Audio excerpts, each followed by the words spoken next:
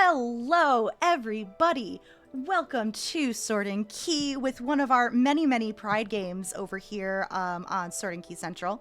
Hi, I'm Mary. I use they, she pronouns, and thank you for joining us today. If this is your first time joining us for our Pride Month charity games, we are raising money for Trans Lifeline. And if you're not aware what or who Trans Lifeline is, they are a grassroots hotline offering direct emotional and financial support to trans people in crisis. For the trans community, by the trans community. And if you want to learn more, please go check them out at translifeline.org, which I think right now it's just !charity. Yes. We have a lot of charities, but it's in there. Go check them out. Right now, we are part of the Team Side Quest campaign, and they have raised almost $1,800 so far. And right now, we are at $240 of that. Any incentives for the Queen for today, which I will go over shortly. But if we reach $300, we're going to have a giveaway for a gift card to Friday Afternoon Tea, our lovely folks over in Seattle, Washington. Please check out their teas. They're frickin' delicious. And I believe in June, they do have an Earl Grey tea. I'm not a fan of Earl Grey, but apparently if you like Earl Grey, it's really good. It's only a June, I believe it's only a June special.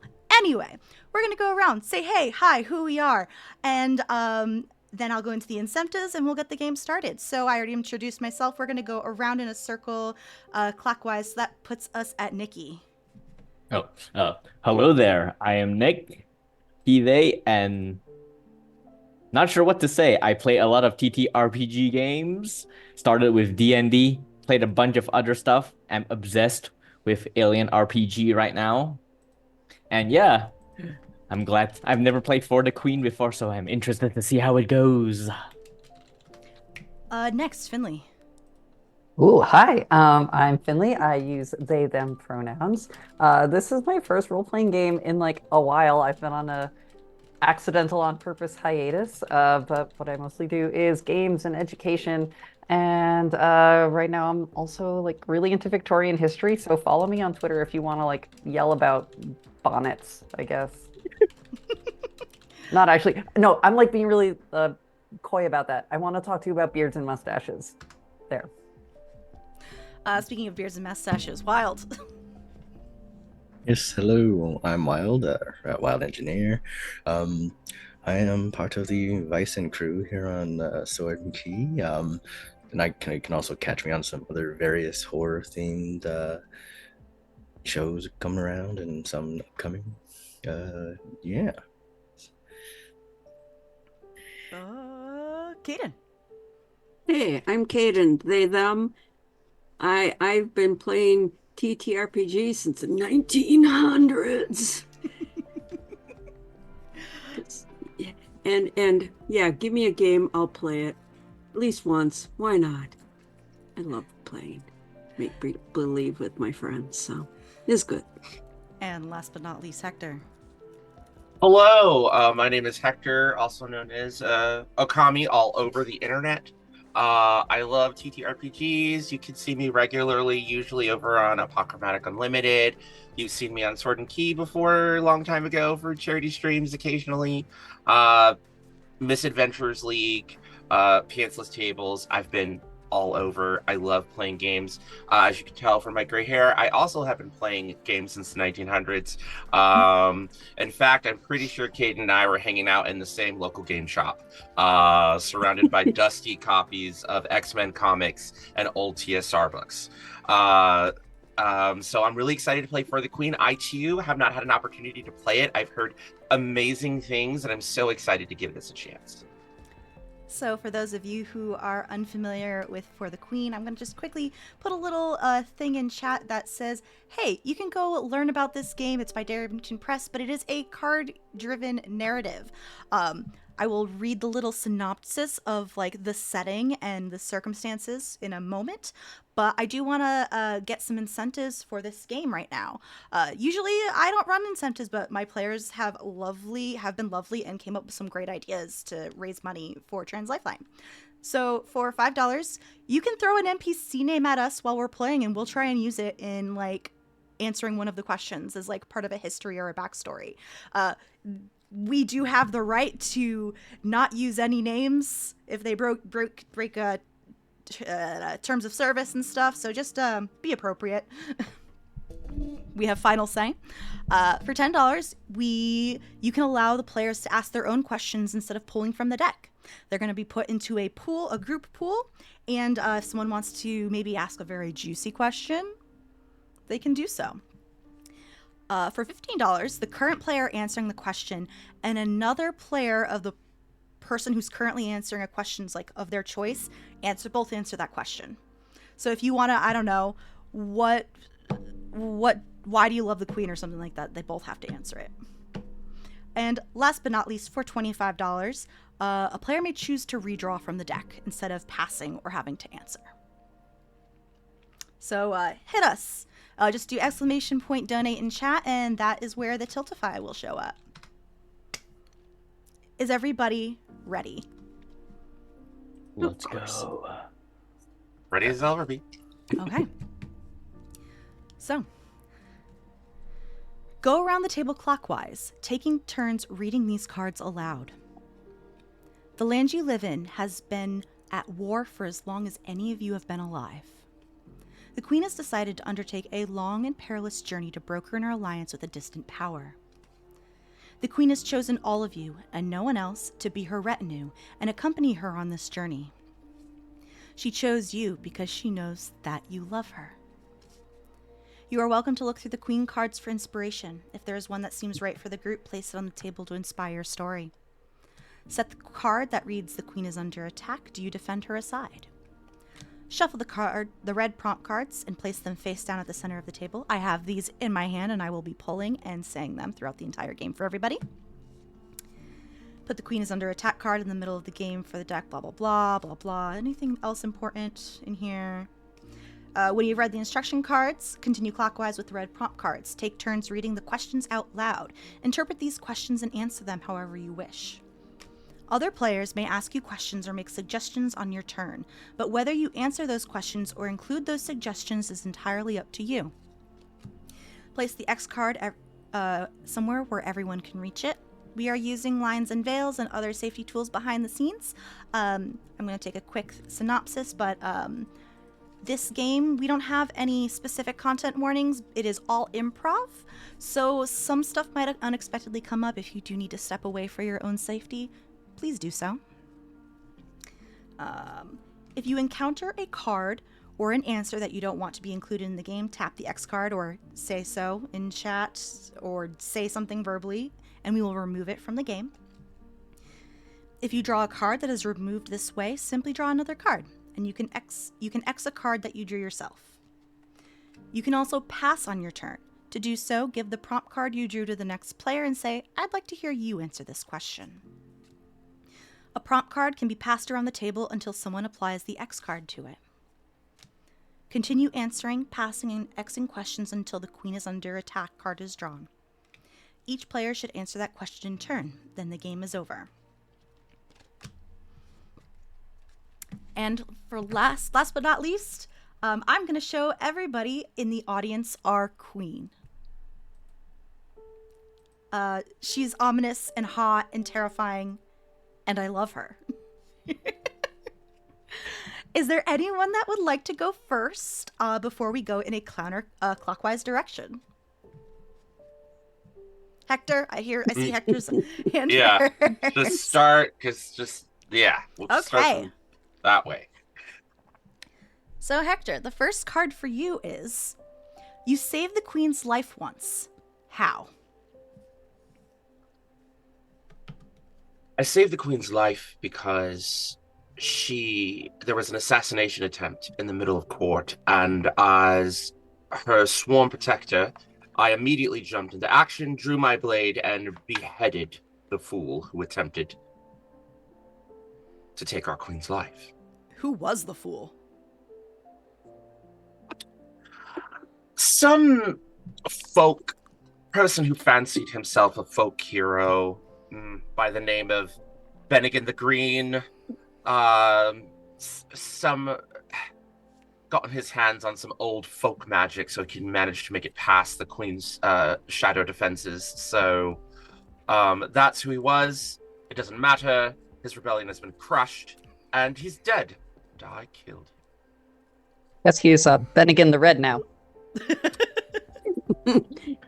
Red from the blood in my sword. Okay. I'm going to go clockwise based off the overlay. So that puts me next. The queen is not your queen. Why do you serve her anyway? The queen is actually my aunt by marriage. I am her niece from another kingdom that was eventually overthrown. When I was fleeing, I made my way here. My heart belongs to my past land, but she gave me a home, a place, family, somewhere to recover.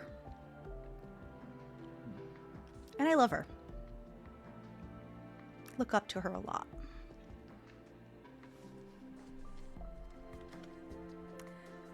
Nick. What brings out the queen's kindness?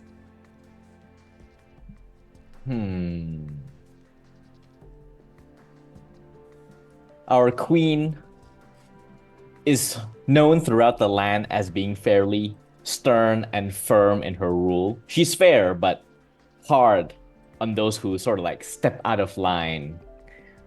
But she has always had a soft spot for the automatons that permeates the kingdom. They were originally they're basically a group of like nutcracker people that many centuries ago were constructed to be guards of the kingdom. But eventually people were like, it's a bit messed up. And so they are then allowed to do other stuff beyond just being guards. And I am one of these nutcrackers, and usually for the most of the time, whenever she's talking with other people, she's a bit firm and hard. But when she's alone and I'm there as her bodyguard, she shows her softer side.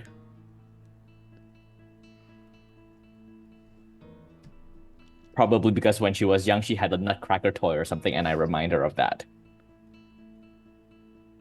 I love them. Finlay, who is this distance power you are traveling to, and why do they make you uneasy? The distant power is a land of artists and poets, creators. They're a little soft. We in our kingdom, we are used to the measured footsteps of the automated guards. We are actors, ones who act, Sorry, I don't have a great way with words. I have always wondered if things really were bad in our lands. Could we count on them to keep things safe?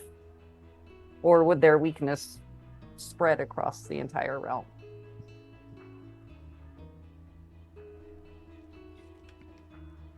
Caden, you suspect this journey isn't just about diplomatic negotiations. What else do you believe is going on, and why? I believe that the Queen is looking forward to meeting somebody in this distant land. Not necessarily for diplomatic purposes, but perhaps marriage purposes. Ooh, I want to know why you think that. I want to know why you suspect that. Why do you suspect that? The Queen, whenever she, in the planning stages, when she was talking about going on this journey, always seemed to have a slight smile when she talked about certain part of the court, perhaps, or some other group that is in this land that we're going to be meeting with.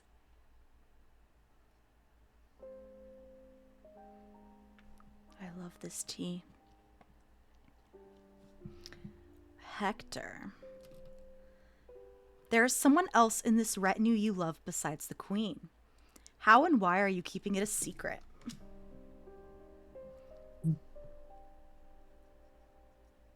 Oh. Someone else in this retinue. Okay. Wait, did I skip Wilde? I think you skipped Wild. Okay, That's I'm why sorry. I was so We're surprised. gonna go back to Wilde. Hold on to that question for a second. We're gonna go back to Wilde super quick. Sorry, Hold on Wilde. to that. No worries. When did you know you would never forgive the queen and why? Oh. Also spicy. I knew I would never forgive the queen when my father Benedict was killed, attempting to stop her. Wait, attempted to Oh? what? Her? Attempting to stop her cruel reign. Was this the person Hector killed? Yes. Yeah. Oh! Oh my god! Oh, it's getting Incredible. Oh shit! Oh shit. juicy. Okay, wow. That got real spicy Yeah. real quick. My name is Inigo Montoya. You killed my uncle. Back to Hector, sorry. Someone else in the retinue you love besides the queen. And how and why are you keeping it a secret? Hey,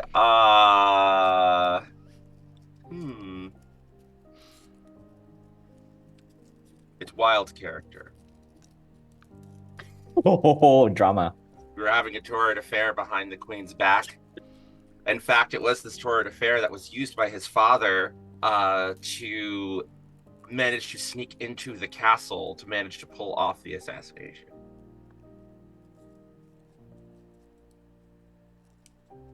What do you think, Wilde? Maybe it's one-sided. Maybe I'm being played.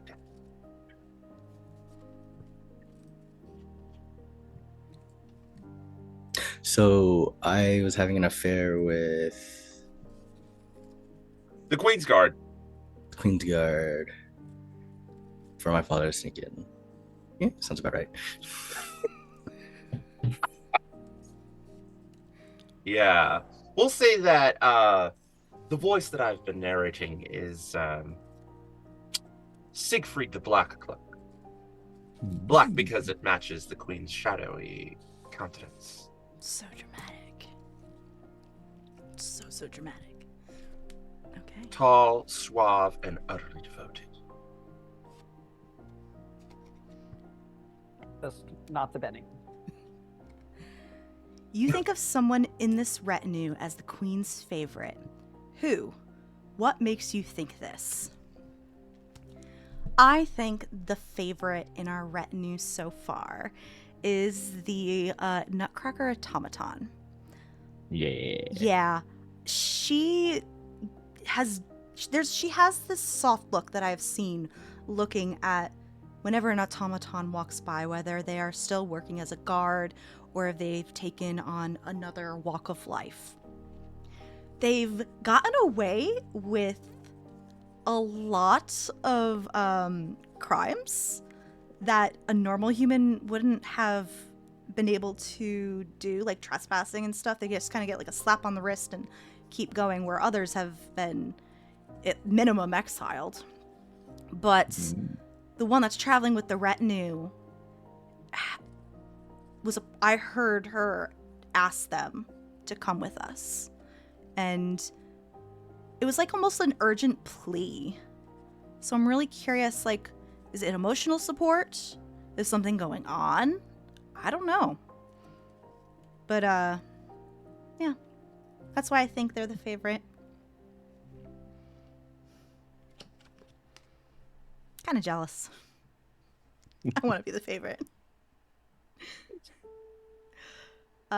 Finlay. The queen knows something about you that no one else does. What is it?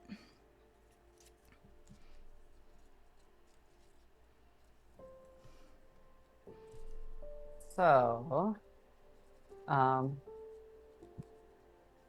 the queen knows that I have been learning to play an instrument.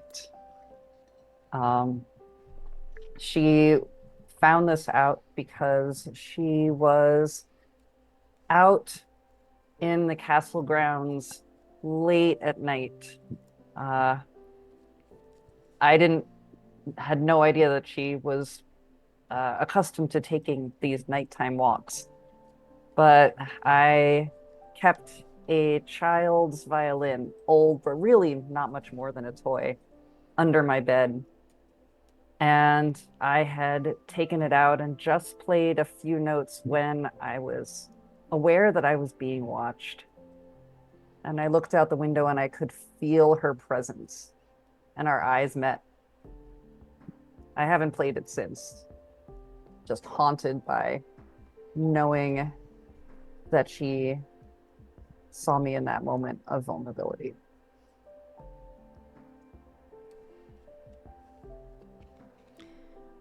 Wilde. What part of this journey will be the most difficult? How do you pull the rest of the retinue through it?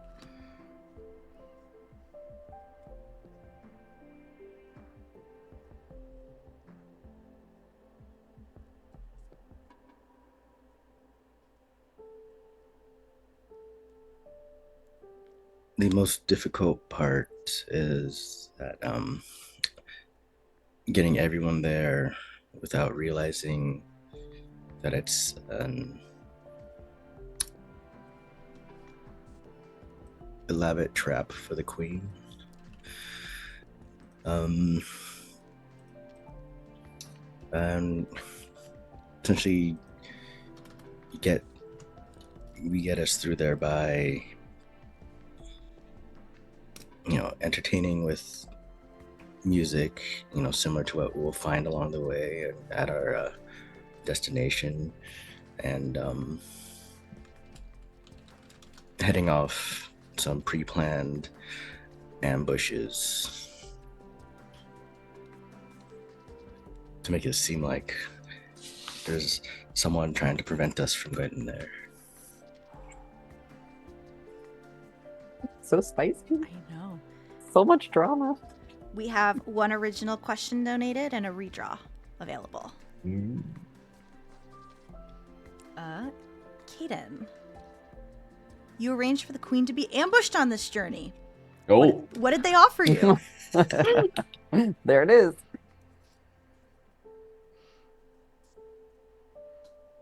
Can always switch doing a new question, redraw.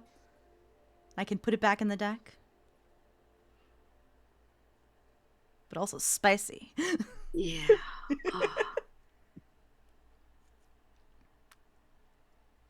I arranged for an ambush because I don't want this alliance between our two kingdoms.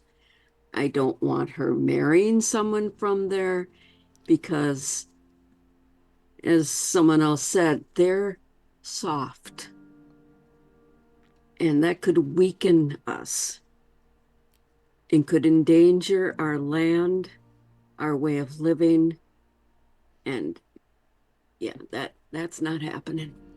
What did they not offer on my you? watch. What did they offer you? They offered me land, a prime piece of land where and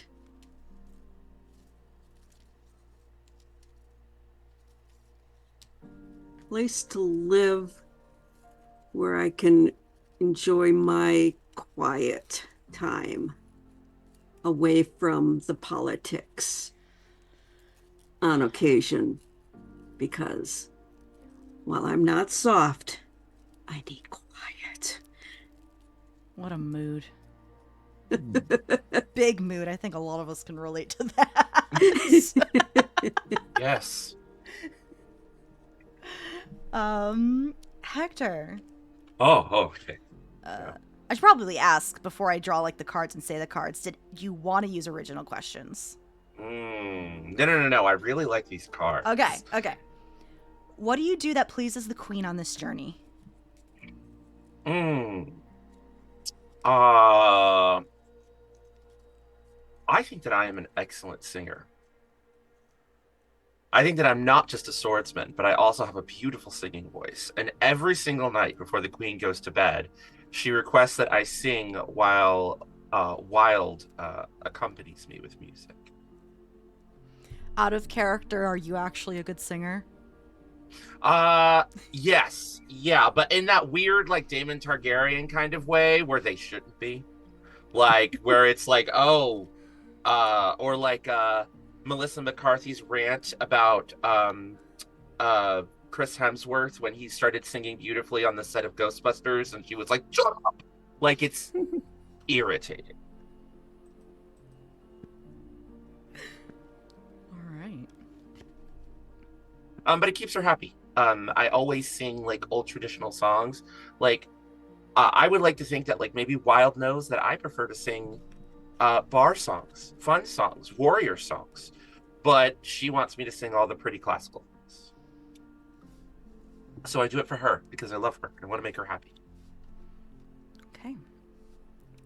For me, the queen lights a fire in you. What is it? So, I'm always inspired by her firmness and how to command. She knows how to, she's very, besides, she's a powerful magician in her own right with her shadows. But she's not just one-dimensional. She's not a one-trick pony. She's knows her politics. She knows how to talk and work around all of the BS that's around court. She knows how to do the half-truths without actually outright lying, and is a pretty damn good tactician.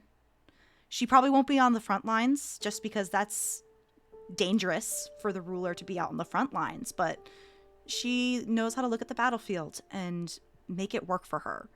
And I'm just inspired by that, and I want to be like her. Other than just taking me in, I think she's just a really good role model.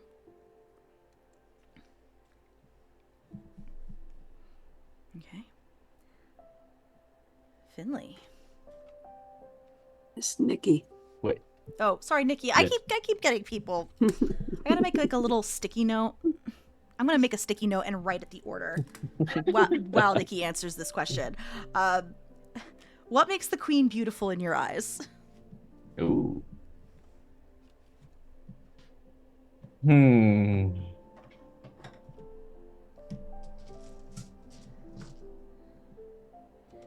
I think probably the fact that she is constantly shrouded in shadows, and so I can't see her actual face.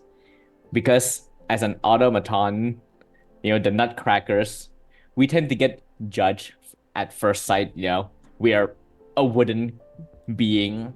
And so when people see us, they instantly have certain expectations of what we're like and what we might do, because we're created for war purposes, and so people automatically think we're dangerous. But then the queen, I have never seen her face before. She is a blank slate, so to speak. So I have to judge her based on her actions and her merit instead of her appearance. And that is something that I find really appealing.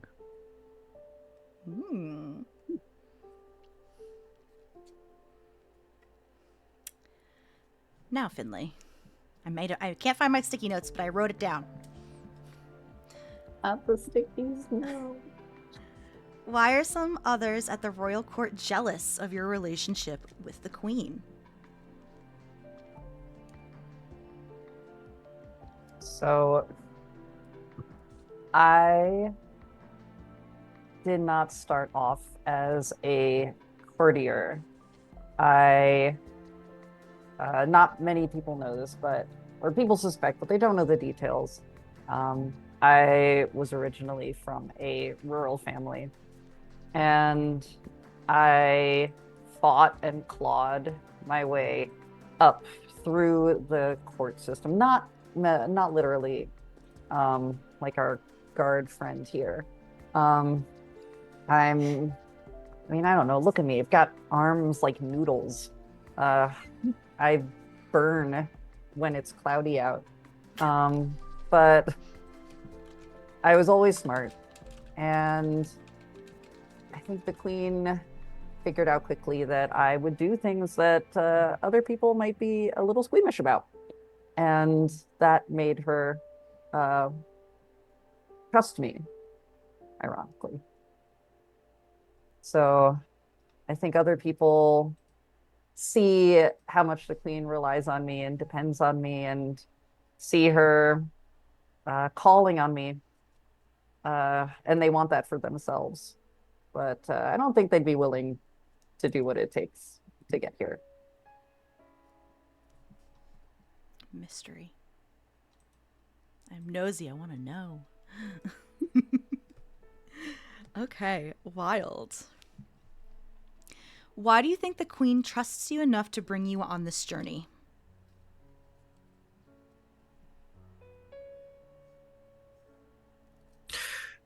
The queen trusts me because of my relation with Siegfried.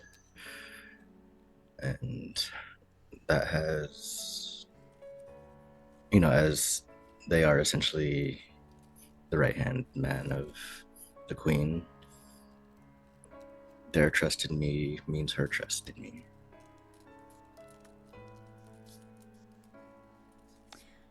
Do you think that if you didn't have that relationship with Siegfried, that she would trust you?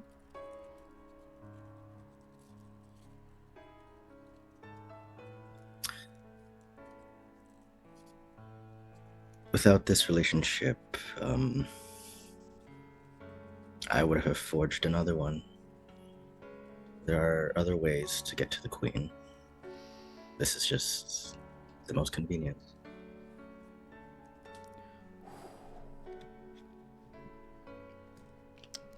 Caden. Oh wow, this is an interesting question for some of the other answers you've already given. When did you know you were in love with the queen? You The cards know. You could always pass. We can do redraws.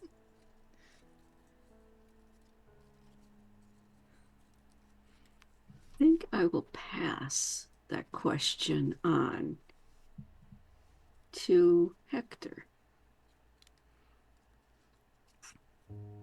Let's see how he answers it. I would say that I knew when the queen was still a princess and was only third in line for the throne, and I thought I was going to be her consort, and that is not what happened. Third in Now, line. I always have been very open about the fact that I enjoy the company of ladies, gentlemen, and all who identify in between. But I was absolutely infatuated with the queen. Before she underwent the ritual of shadow, as all monarchs of this kingdom must, she was radiant, beautiful, and full of life. We were going to not rule the kingdom, but rule the court together. Fortunately, when there was betrayal by the very same kingdom that got Myr's character exiled, it resulted in the line of succession being accelerated through treachery, and she became the queen. We call her the queen because after the ritual of shadow, we cannot remember her name. It's not that her name doesn't exist. It's just that no one can speak it aloud or hold it in their memory, where names have power. But even though I don't know her name, I still love her. It is only the warmth of Wilde's music and intimacy and friendship that has been able to heal the coldness that has existed within my heart ever since I have had to give up being the queen's consort and only be her guard.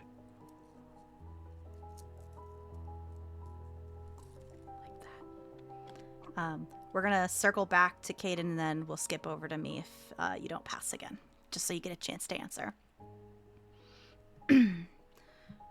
Caden, what is something you do for the royal family that has prepared you well for this journey?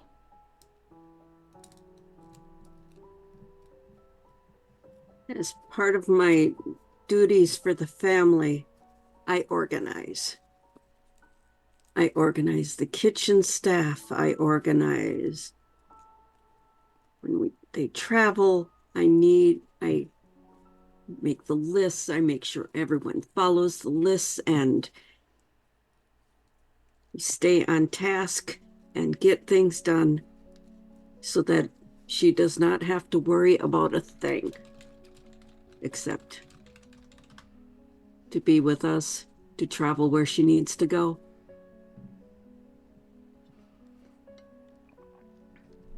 Professional cat herder.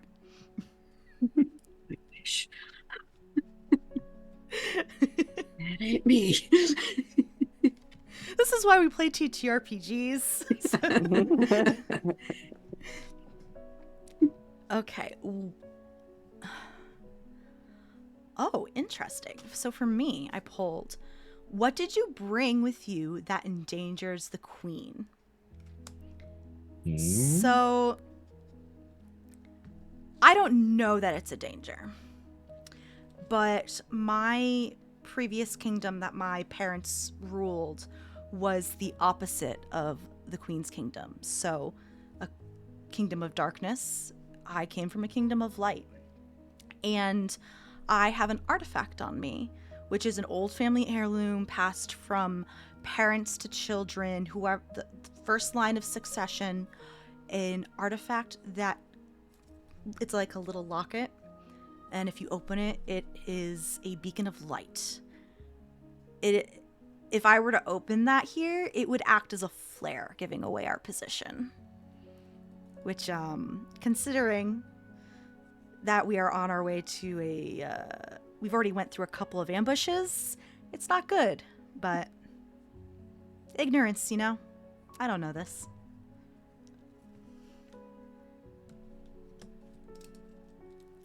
Nicky. How does the queen remind you of her status while on the journey?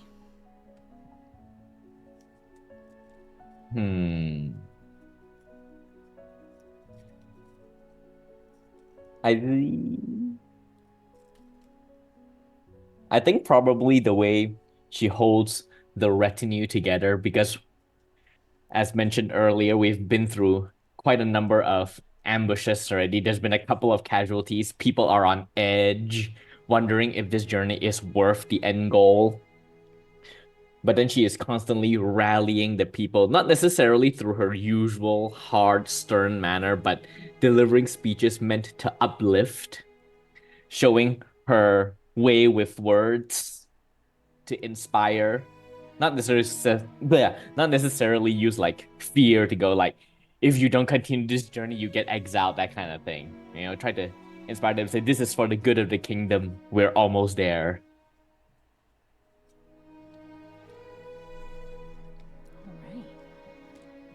Finlay. What makes the queen ugly in your eyes?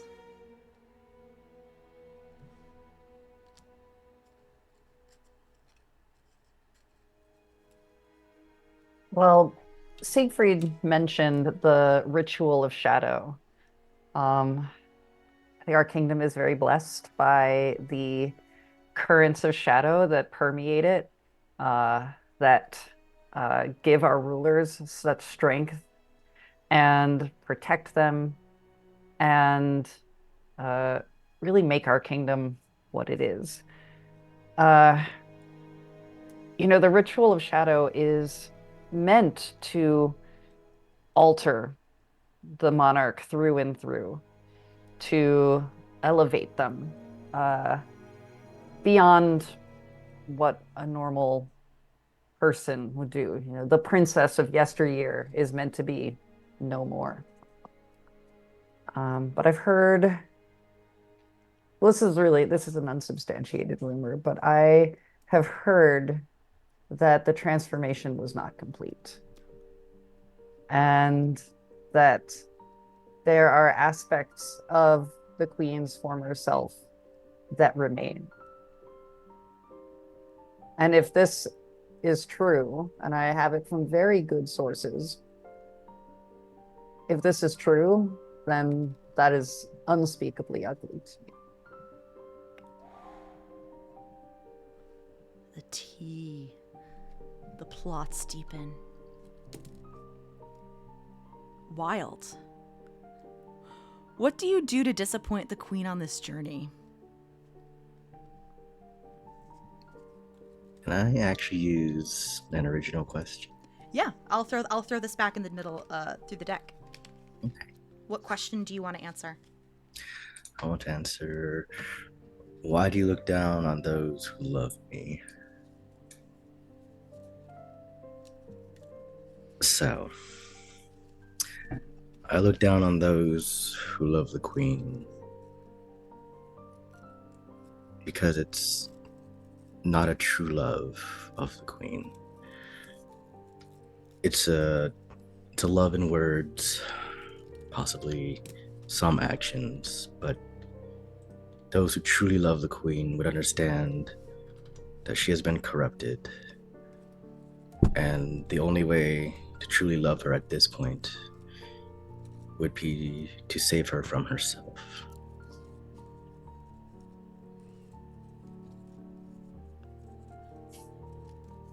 Wow.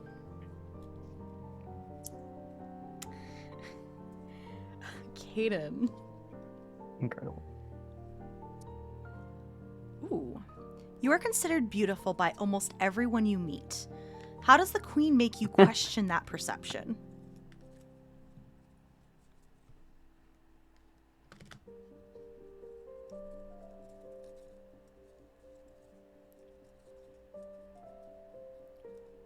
The way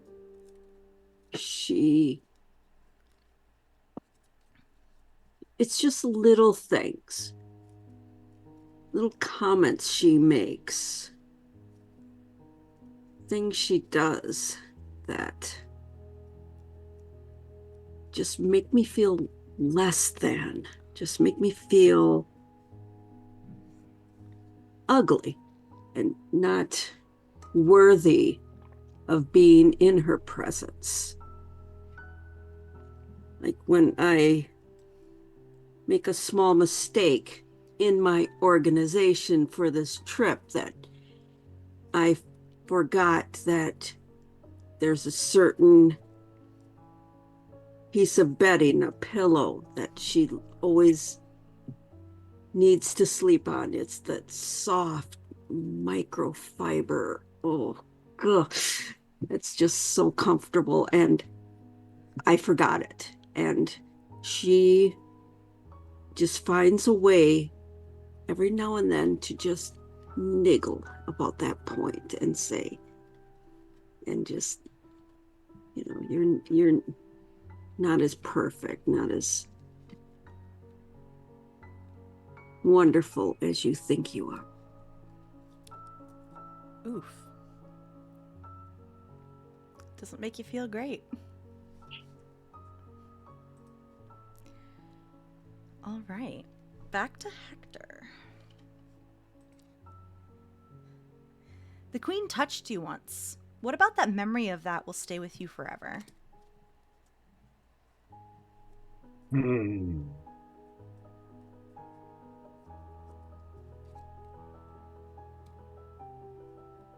I the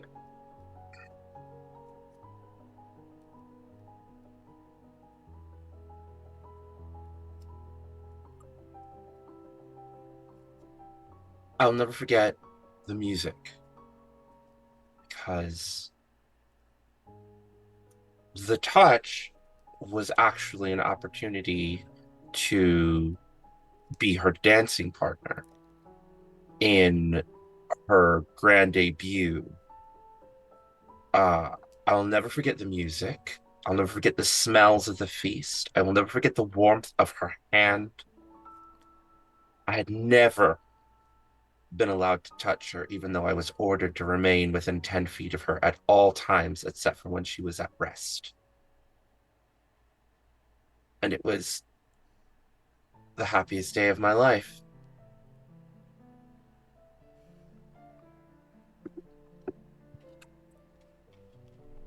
That is what I remember. Okay. It's the question I drew. There's a part of you that does not want peace in this land. Why are you attached to the war? Ooh. So even though war has touched my homeland and took a lot of things from me, it took away my home, my family, everything that was dear to me. But it also gave me a new home, a new family. It gave me my aunt who rules so firmly and passionately. And I want to be like her. I want to learn from her. If the war ends, that's just... she's still going to be a good ruler, but like, I won't be able to see her in action. It's selfish. Yes, I'm aware of that, but I want to have the opportunity to help her, to learn from her and be at her side. I want to learn the tactics. I want to learn the sword. I want to learn the magic, even though it might be incompatible with my own abilities.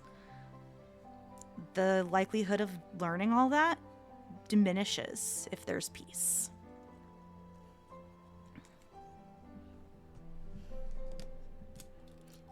Nick. What promise did the Queen make to you before this journey? Do you think she'll keep it?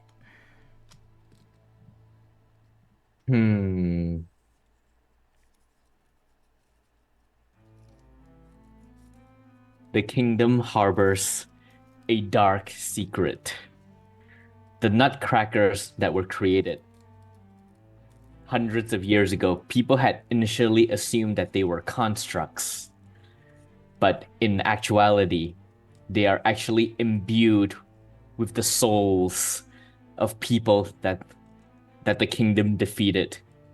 Prisoners of war. They take their souls and imbued it into the nutcrackers to give them the life that they had.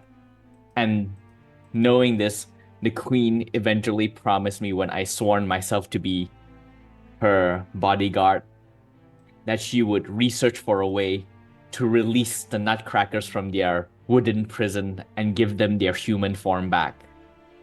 And as much as I believe in the queen and love her for who she is, I do not believe that she will do this. Or rather, I doubt that she will do this, because it is a dark secret for the kingdom, and if it would ever come out, it would destroy the credibility of the royal family. Yeah. Runs deep. Finlay.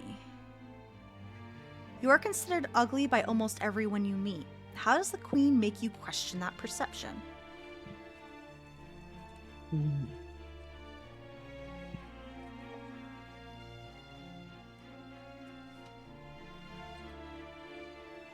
The first thing that the Queen noticed about me, personally, when we were close together for the first time and I made my way to be in her presence, she overlooked my withered limbs and my sallow face, and she took one of my hands in hers and she turned it over front and back and traced my fingers with her own.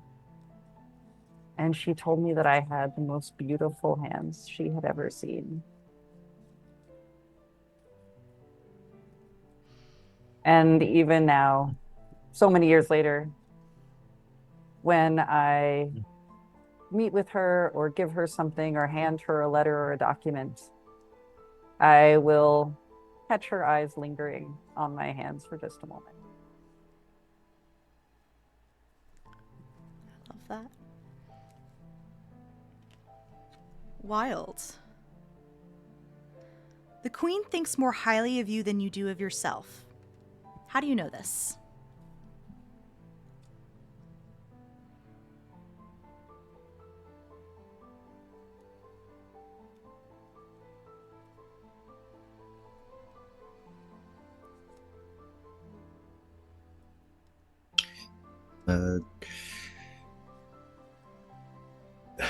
Gosh, it's a hard one. We can redraw or you can pass.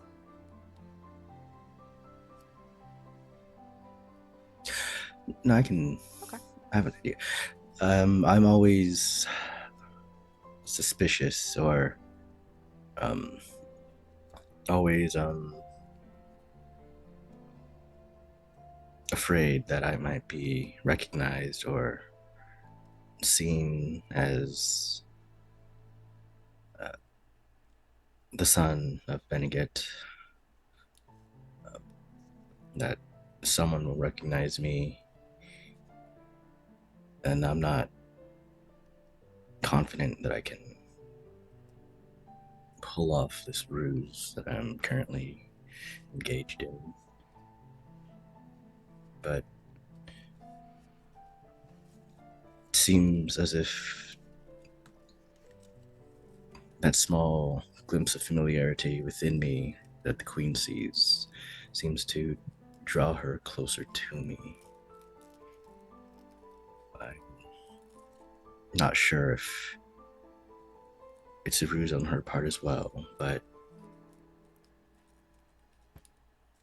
it always gives me the feeling that perhaps this plan will work. Or maybe there's a part of her that wants it to work.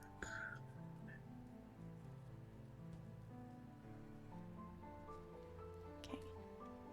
This will be one last question before we go to our break. Caden. What do you usually do for the royal family? Why does that make you an unlikely choice for this journey?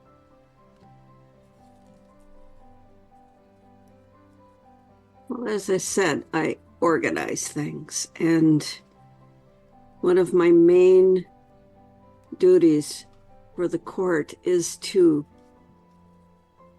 keep track of their calendar, to keep track of what they need to do every day and who needs to be where, and how the kitchen staff, how keep them organized, and just everything. And it was a debate whether I should be on this journey because I am needed back at court, but somehow I came along. Why do you think she made you come? She's the queen. You don't question the queen. She, even though I sometimes forget important things, I keep things on track, and she knows that I have arranged that we will make this journey one way or another. All right. And with that, we are going to go for a quick break, folks. Please hydrate, use the restroom, pet your pets, and we'll be back shortly. Bye. Hello, everybody. We are back from break. I hope you got some much needed snacks and water and stuff. Before we get back into asking and answering more spicy questions, I just want to remind everybody that this is a charity game where we're raising money for Trans Lifeline. So if you want to and have the means to be able to donate, I'm just going to do ! donate in chat here. That's our Tiltify link. And we do have some incentives. For $5, give us an NPC name, and we'll try and use it when we are, talking about our backstories and stuff and answering questions. For $10, you can allow players to ask their own questions instead of pulling from the deck. For $15, the player currently answering a question can choose another player of their choice to also answer that question. Or for $25, you may choose a redraw and answer a new question from the deck. Thank you to whoever donated the redraw earlier. We are going to make that answering, we're going to segregate that into two ask your own questions, just so we have like an even amount of cards for everyone to answer when we end the game. So, we have returned from break, and we are starting off with Hector. Oh, okay. Yeah, you are the top of the round. Okay, all right. You know what? Let's flesh out this backstory just a little bit. You want to use that one of those original yeah, questions? I'm gonna use the original question. I'm gonna use that.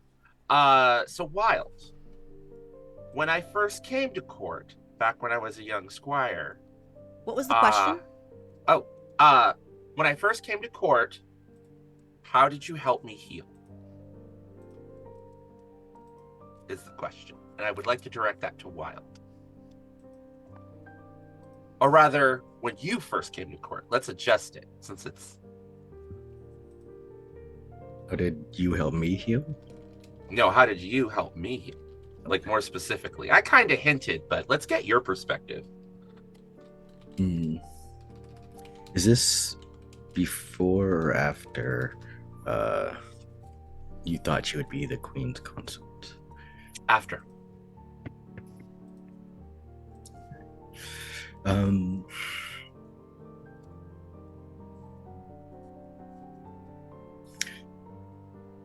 Well, seeing how down and unsure of your current path or future, having no way to go, for at least for what you thought your current path would be alongside the Queen, I came up to you and I, helped talk you through it. Just allowed you to just vent towards me, and I just took it all in. It's a slow process over days, weeks, and once I felt you were receptive towards it, I, showed you, or I offered advice that, there were other paths towards being close to the Queen, ways that she could possibly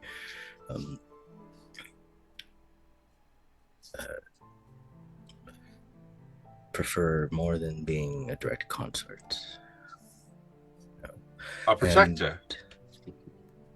Exactly.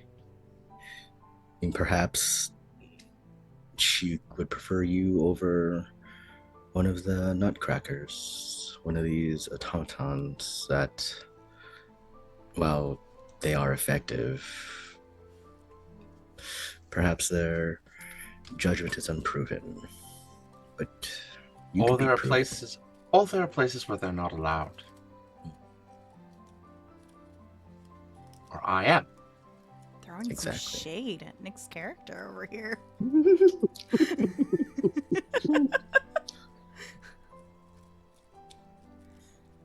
Okay. Next card. Ooh. Ow. The Queen had you punished once. What about the memory of that will stay with you forever? Ooh. Ooh. I think this was after I arrived in the kingdom, after I've taken time to heal. I had a tantrum. I'm old enough to know better. It was in the middle of court, and I essentially embarrassed her.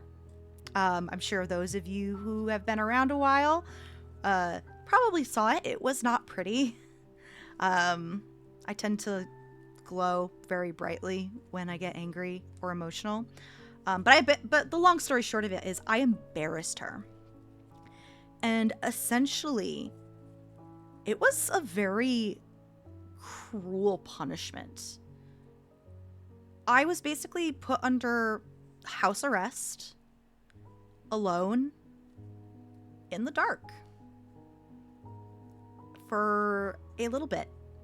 And it was just so lonely and quiet. Not necessarily on the same intensity of like a sensory deprivation tank, but pretty close. I felt Sorry, did someone say something? Oh, I was wondering, and your magic you couldn't light it No. up? No. Why not? She's stronger than me. I have some magic, but it's not imbued with the pureness of light, like the opposite of darkness, you know? It's just like she's went through this whole ritual and I just got a little bit of spark. So, it was a harsh reality check. If anything, to at least think through my actions before I act on them. And I don't want to do that again, so yeah.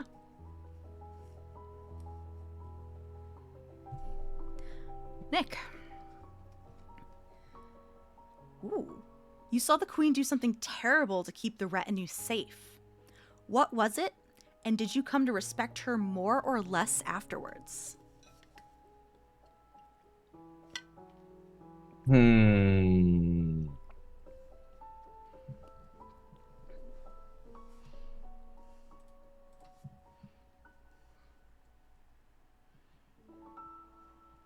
Ooh, this is a tough one. Gotta think about it.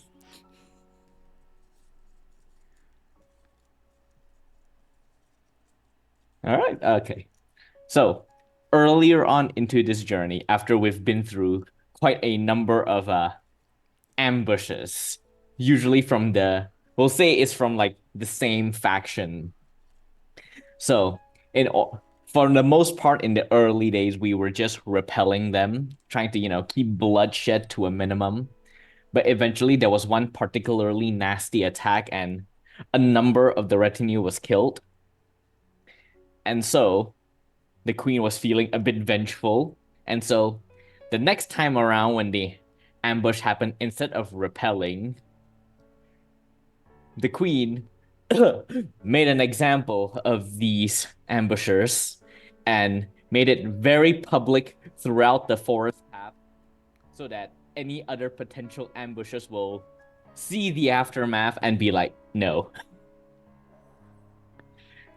And I'll leave it up to your imagination what the queen did to the ambushers, because I think it's more horrifying that way.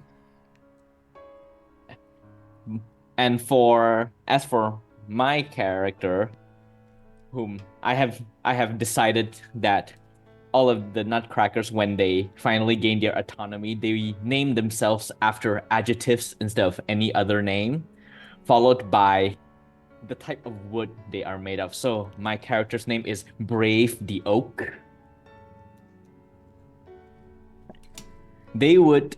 I would say, they would actually respect the queen a bit more, because what she has done, as cruel as it is for the sole purpose of protecting her own people, and that is something that Brave would respect. Perfect. Finlay. Remembering correctly, you wanted to pull one of the Yeah. Take that DIY question. DIY question. All right, I don't remember what it was, so what is the question? It was, when was the last time you saw the queen as human? I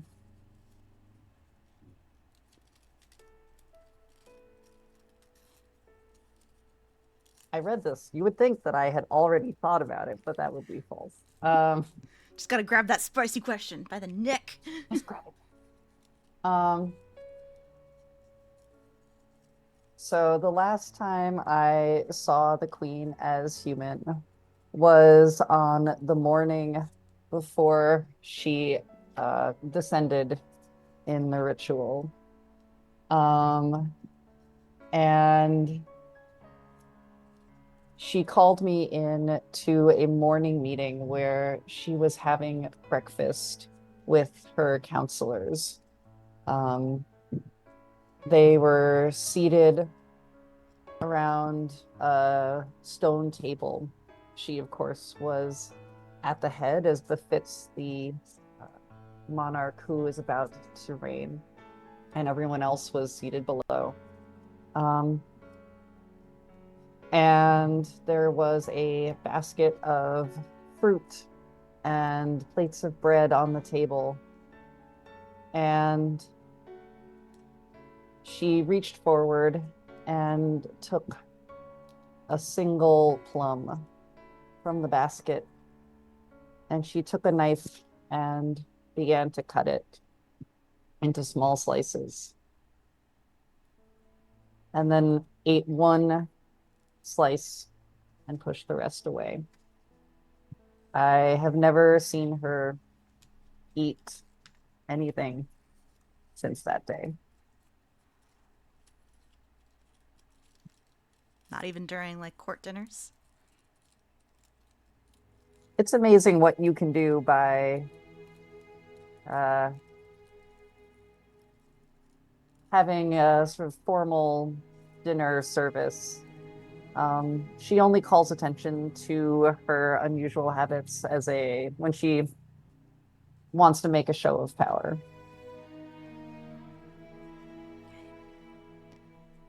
Wilde. When was the last time the Queen hurt you?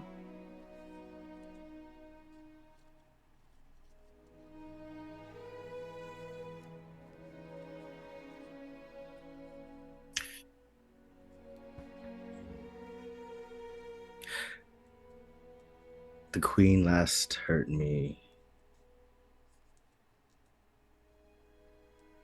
when I attempted to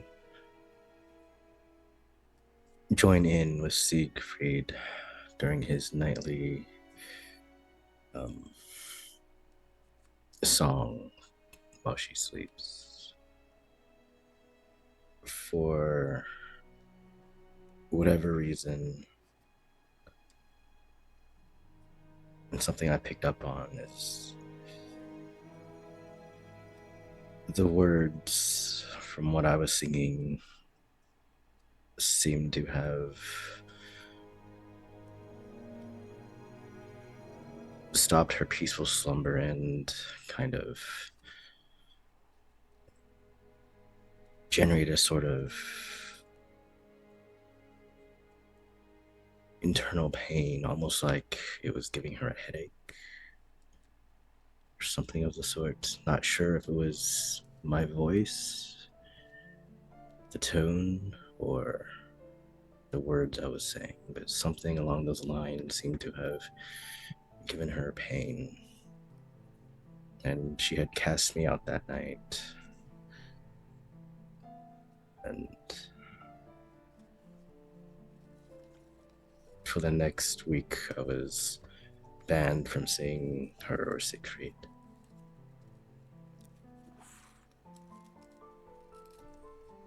Caden. I'd like to choose one of the questions. Yeah, let's go for it. What is the most beautiful place the Queen ever took me? It was when I started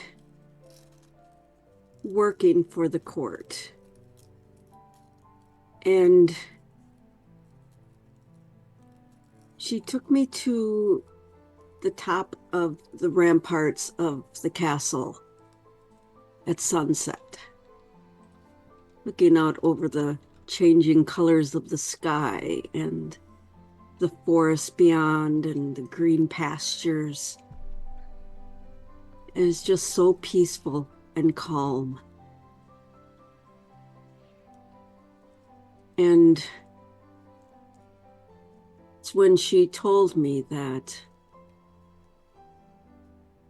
I can keep this sense of calm and peacefulness in my life as long as I don't cross her. And if I do, she'll be taking me up to these ramparts again for a different purpose. Woo! Oof.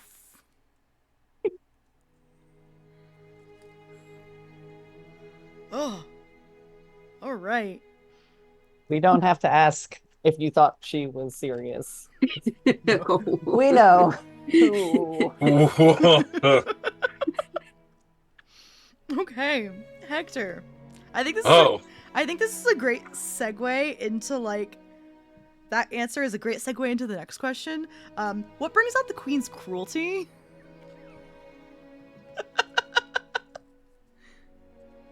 jealousy of things that are more beautiful than her. She does not have mirrors in her private chambers.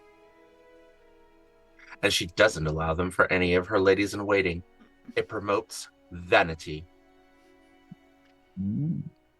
So, the kinds of servants that are kept around are ones with a very sharp eye and very nimble fingers. And if anyone actually wants to gaze upon a mirror, they have to go elsewhere. Makes a lot of sense too. With Caden answering "You're most beautiful," what does the queen do that makes you question And that? Caden's persona, however we're manifesting, we haven't come up with names yet, but we'll just stick with that. I have known Caden for a very, very long time. And even when we were all young, the queen was always jealous of the beauty that Caden was and continues to be. It is not her fault that her family line is blessed with long life and beauty. Caden did not ask for that gift. That is where the queen's cruelty is, especially after the ritual of shadow that prevents people from seeing her. She does not want to be outshone. And she trusts me enough to let me notice. All right.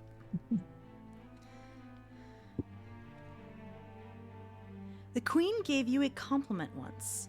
What was it, and why have her words stayed with you?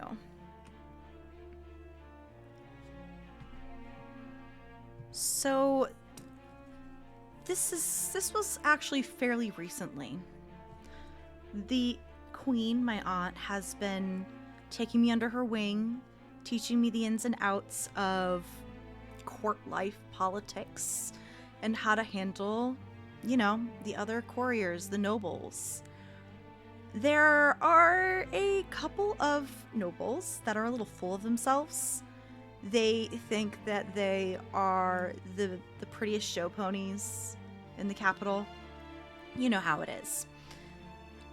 I put them in their place with a very witty, backhanded retort that is all smiles on the surface, but who it was meant for, they know. They felt that sting. And she complimented me on how I handled the situation. She sounded very proud. And that's just kind of I've been riding that high for a couple weeks.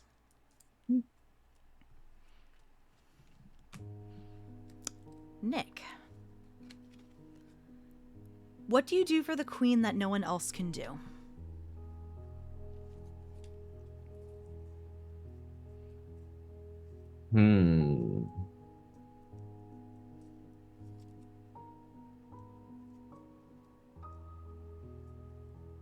I think probably to tell her the truth in sort of like in an objective sense. Like when people sort of like talk to her, they tend to try to, cater to her whims, to earn her favor. Those cloak and dagger games, right? You play in like the courtroom, the royal halls. Yes. This is not a Law and Order series, or wrong genre. But yes, so people tend to mince their words, right? To try to, cater to the queen, earn her favor. As a nutcracker who is now no longer, tied to the whims of the crown, I am allowed to fundamentally and essentially do whatever I want without, repercussions. And so I tend to tell the queen everything exactly as it is, and regardless of whether it is what she wants to hear or not, and she appreciates it. You're the favorite. Yeah. Right. Finlay. What do you do for the queen that anyone else can do, and why does she make you do it? Yeah, I have a very specialized skill set, so I don't. I ask myself this question all the time. I make her tea. Do you know how fucking easy it is to make tea? Anyone can make tea. Like babies can make tea. And not even like tea or interesting tea, just, bog standard morning leaves. I boil the water. I put in the leaves. I put in the water in the cup. I think she makes me do it because she's worried that if someone else were to be in charge of this task, especially out here when we've been subjected to so many dangers, that there could be the opportunity for an assassination attempt. And not without reason. She's caused to be a little paranoid, but it's so demeaning. You mentioned she doesn't eat. Does she drink this tea? No. It just keeps her hands warm. She just holds it. She likes the smoke. It just Holds it for 10 minutes, pass it to you to dispose. I mean, Siegfried, you do make a good point. She does inhale the vapors. Yeah, she just sort of and just enjoys it. I mean, I mean, if you catch the light just right, you can see that the smoke will sort of go up towards her face, but no further. So Yeah, I hypothesize that it goes somewhere. I don't understand why everyone answering questions seems to think that she doesn't eat. She's wreathed in shadow. You can't see. The food disappears, people. I don't know, Yeah, sounds but- fake. Everyone's just being dramatic. Well, I was going to ask a question, but then I remembered that I'm an adult, not a child. So Oh, I see. I'll leave it to the 6-year-old, someone else, to ask the real question. Wilde. Ooh, what do you do to disappoint the queen on this journey? Ooh. I do to disappoint the queen.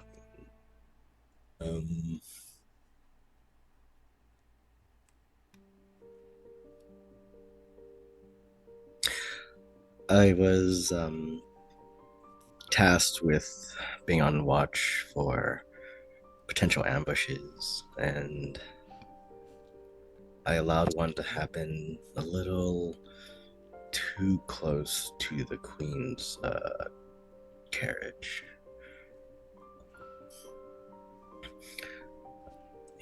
I was someone that the queen is supposed to be able to trust.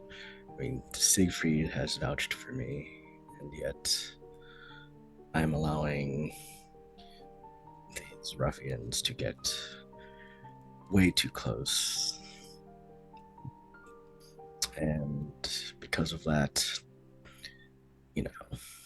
potentially directed at me, she made an example of those who came too close to me, or to her. Could be you next. Caden. Okay. You have a personal connection to the land you are currently traveling through. What makes you want to stay, and why don't you?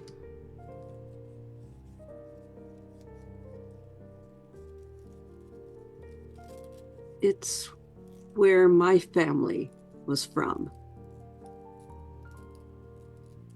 Generations ago, we had homes here.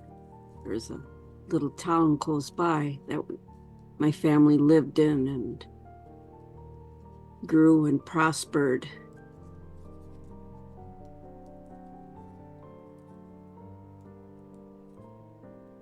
I would love to be able to live here, but just the knowledge of what happened to them years ago just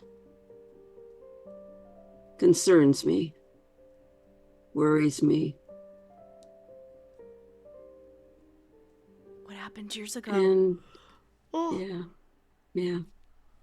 Oh. Oof. Okay. Hector. Oh, got it. There is a false rumor about you and the queen back at the royal court. What is it and how did it start? Oh, everyone seems to think that myself and the queen are involved in an active, scandalous affair. It started when I was courting her, when we were young, as teenagers. And because I didn't move on somewhere else and remained so close to the queen all over the years, despite the fact that it's been relatively open that I've been cavorting with bards and all a manner of other, that I've just essentially been a heartbreaker. Everyone seems to think that the queen and I are involved, and in actuality, we are most certainly not anymore. People like to talk. Mm-hmm. Okay. For me, when was the last time the queen showed you real kindness? Ooh.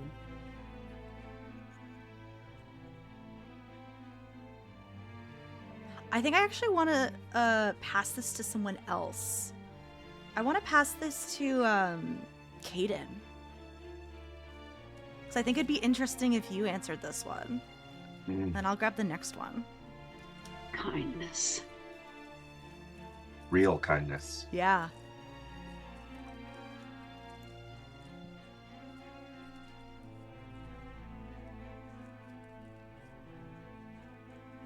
When I got word that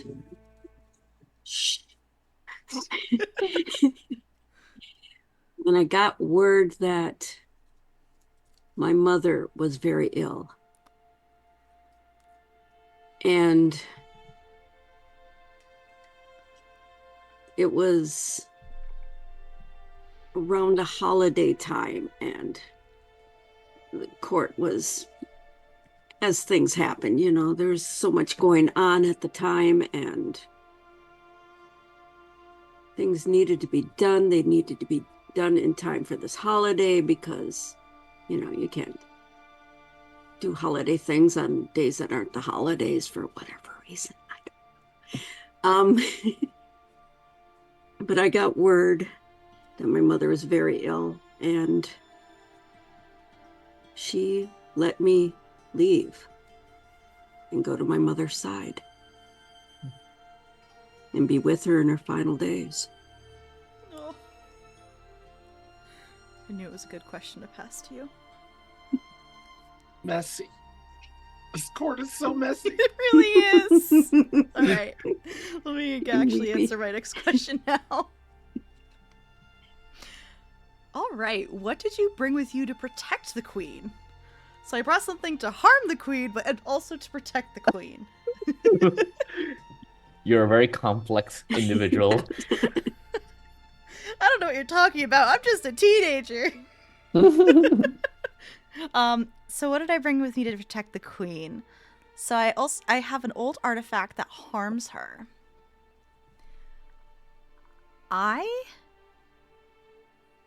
brought myself. There's a lot of magic.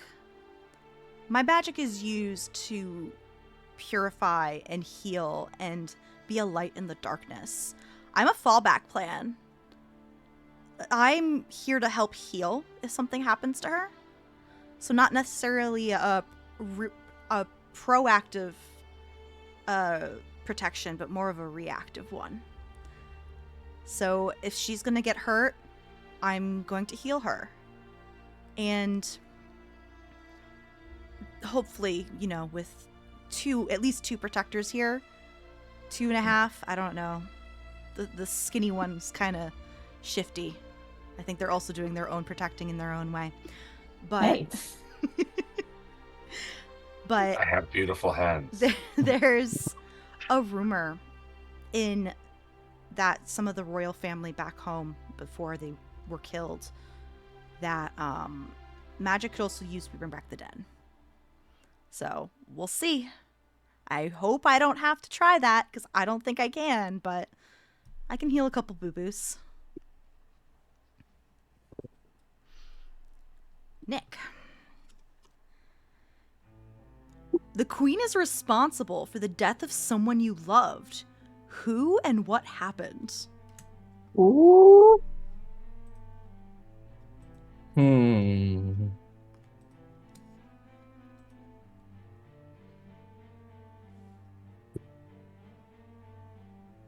In the early days, and by early days, I mean several hundred years ago, back when I was newly made, I was part of a squad. And I was very close to one of the other nutcrackers in that squad named Justice the Birch. Or rather, that is the name that they would eventually take after we were free. And after that happened, the two of us sort of like strike out on our own, to try to, figure ourselves out, what is our purpose if we are not fighting for the crown. But eventually we took divergent path, and I eventually become the bodyguard of the queen. But Justice fell in with the rebels. And eventually they attempt to stage a coup against the queen and try to usurp her throne. I was not able to deliver the final strike against my former friend. And so the queen took that responsibility upon herself instead. I still do not know how I feel about it. On one hand, I am grateful that I do not have to stain my own hand by killing my friend. But on the other hand, this is someone that I care about that she remorsefully destroyed and used as campfire again. Okay, no, that's a bit too morbid, but yes. Justice was destroyed before my very eyes. And I am still unable to process this act. Messed up. It's really messed up. Okay. Finlay. The queen sometimes shows interest in your personal life. How do you respond to that? Why?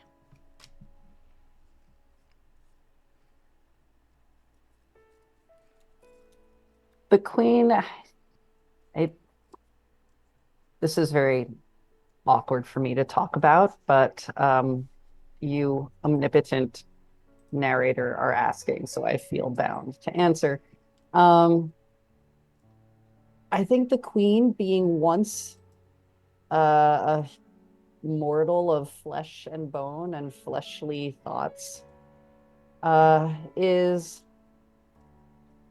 eager to reminisce about what she gave up when she became who she is now, and has asked me some pointed and, dare I say, uncomfortable questions about my personal life, about who I might be seeing and what we might be doing together. And she's has difficulty sometimes understanding that I am seeing no one and doing nothing. She seems to find this hard to understand and thinks that I am lying to her. Which, why would I do that? But she brings it up at the most odd times. And I think she's made it something of a personal mission to get to the bottom of my what she thinks seems to think is a double life. I can't understand what she thinks she's going to get out of it. Wilde. The queen trusts you, but no one else in the royal court does. Why?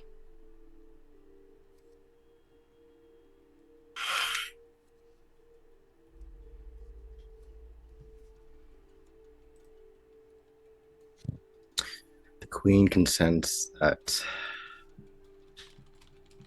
for some reason I truly do love her.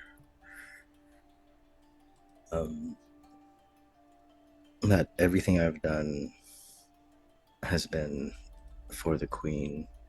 Like, the queen can see that I care nothing but for her well-being and for her to be truly who she needs to be and deserves to be.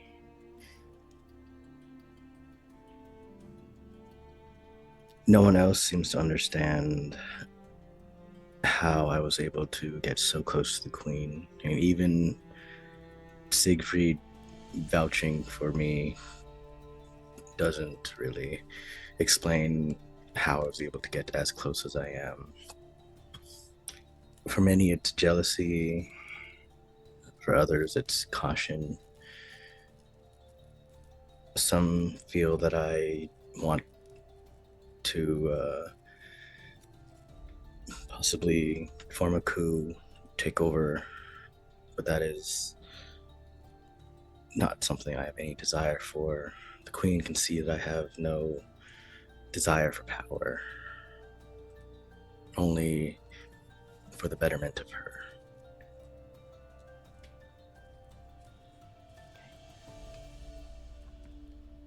Caden. You were summoned to a private meeting with the queen once. Why did you feel disappointed afterwards?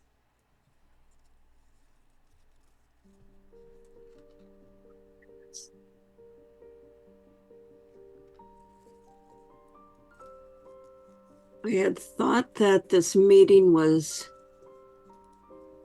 going to result in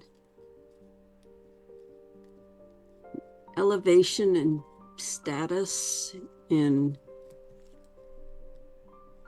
more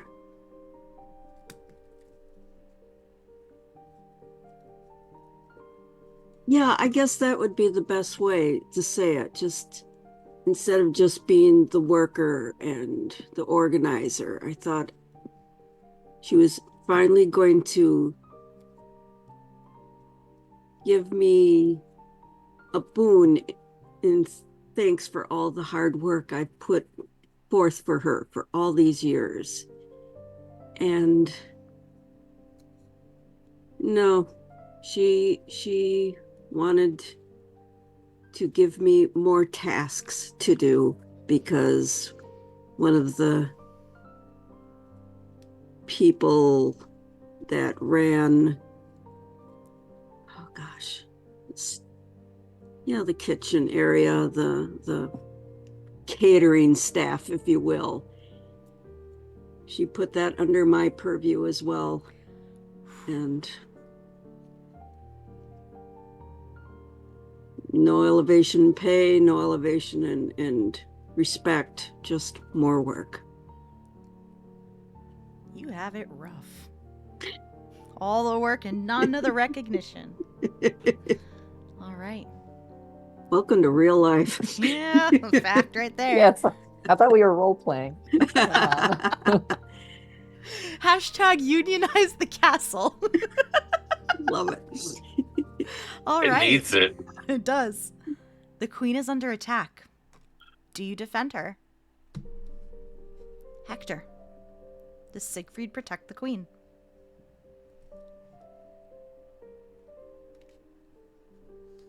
I think I lock eyes with Wilde and hesitate. Oh, do you want to hold off until I want to lock eyes with Wilde and hesitate. I'm hesitating because I'm locking eyes with Wilde. I'm not sure what Wilde's gonna do, so no, I don't defend her. There's something in. We really want to see what Wilde says and then come back? Yes, is that okay? Can we bend the rules just a little? Oh yeah, we can. Okay, cool. All right. I want to look into Wilde's eyes. Okay, we're gonna go into circle. Me, do I defend the queen? I do. Nick. Definitely. Finlay. Had a little bit more information about what's happening. I have already defended the queen. I have fortified her and have brewed her tea to the exacting specifications. I have worked my charms and said my words. There is nothing more to be done here. So I'm going to see what happens from a safe distance. So you do not defend the queen. Actively. I don't defend the queen actively. With these hands, come on, these are a surgeon's hands. I'm just gonna mark you down as a no. Caden. Wilde, sorry, Wilde.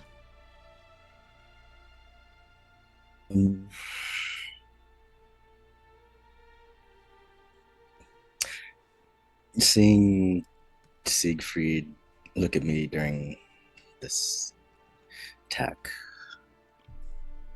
just kind of put my hand on his shoulder and I just whispered to him, what's happening must be done. And, take a step back.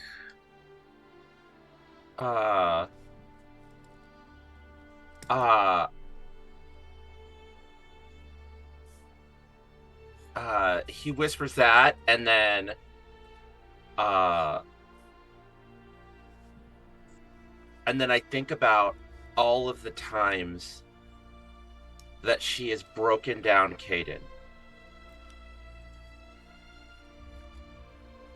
since we were young, again and again and again and again. And I think about the fact that I killed a man in front of Wilde, and it's all coming together. And at that point, I don't. Ooh. And last but not least, Caden.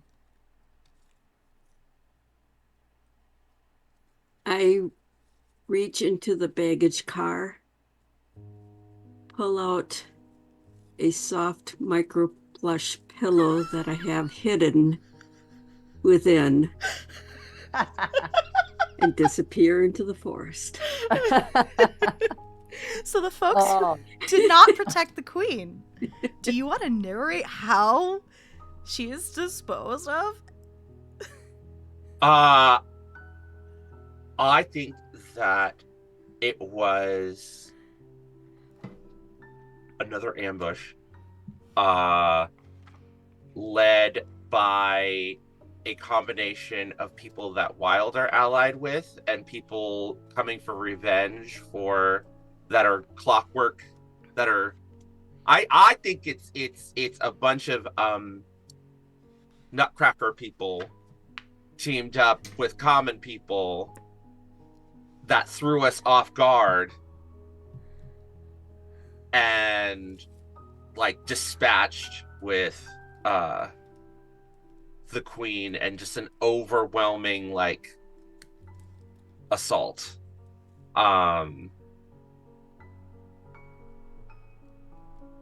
Ooh. Can I add? I believe that during the assault, the queen did not die. It brought her potentially mortally wounded, but the retinue, for the most part, was able to escape. But due to my knowledge of the kingdoms, being so close to the queen, knowing who would protect her. I understood that Murr's character would try to save her, Mm-hmm. but that Murr's light would save her by releasing her from the shadow. Ooh. Yeah. I love that.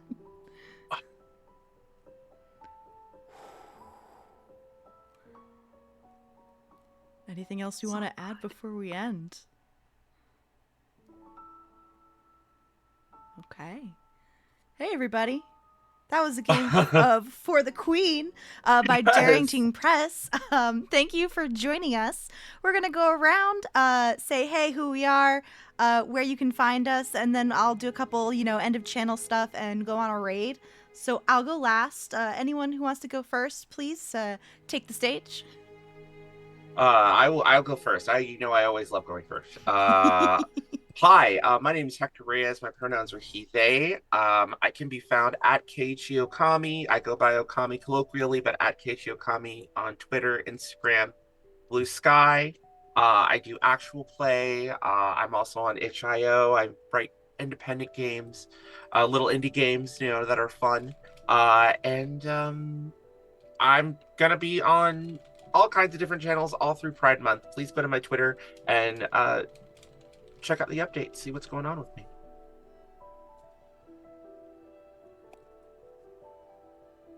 And I will popcorn it to another person. Sure, why not? Yeah.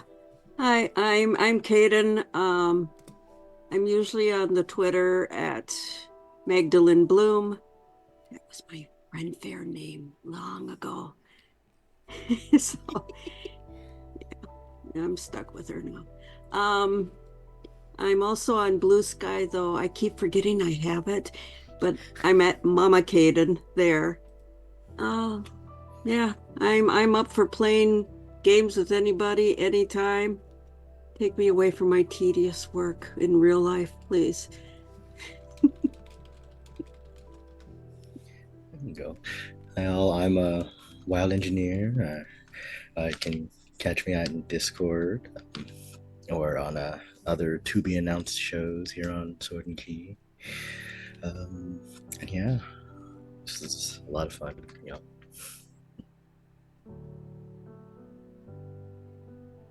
Jump in. Hey, I'm Finlay. You can find me on Twitter. I think my handle's there, probably infernal_glow. I mostly use that for fan internet nattering. I'm also a educator. I teach game design, and so if you want to follow more of my professional stuff, you can find me on Blue Sky at FinleyIs. And if you're going to be at Gen Con later this summer and you want to learn about what it's like teaching game design in a special ed classroom, I'll be presenting on Trade Day. So come see my talk. That's so exciting. I usually don't have an actual thing to plug. Yeah. Hello, I am Nick. You can find me on basically every single social media that exists as NickSnat1 with the number 1 at the end. I am also going to be appearing in a number of other APs for Pride Month. I think I'm with Hector and a couple of them as well for some of those. Don't have an announcement for the particular date yet. So, yeah, probably we'll see each other again soon. I am a freelance writer. Did a couple of writing for TTRPGs here and there. Wrote for films and so on that is released only in Netflix Malaysia and nowhere else. So no one else outside of this country can watch it. But I've done it before, and yeah, I just like writing stuff, and yeah, that's it. I need to stop talking. Give us the Malaysian Netflix, folks. I want to see stuff. And last but not least, that leaves me. Hi, I'm Mare. You can find me on all applicable social media at Archmage of Dice. I'm not really doing a lot of things right now. I have one more stream before I'm on a brief hiatus. As always, you can find me here on Saturdays at 6 p.m. Eastern Time in our flagship D&D game, playing your lovely Soul Knife, Rogue, Star Druid, Centaur, Acacia, which is this coming Saturday before we are on break for the last week of June and all of July because someone is getting married and taking the month off. Love you, Michael. That's all I got for my stuff. Channel things. We have, I think, 4 more games of part of our Pride series, raising money for Trans Lifeline. So tomorrow at 6 p.m. Pacific, we got a game of Monster of the Week titled Slumber Trophy, run by Kayla. So if you've heard of the band Sleep Token, it's a ripoff of that. Some concert, I think.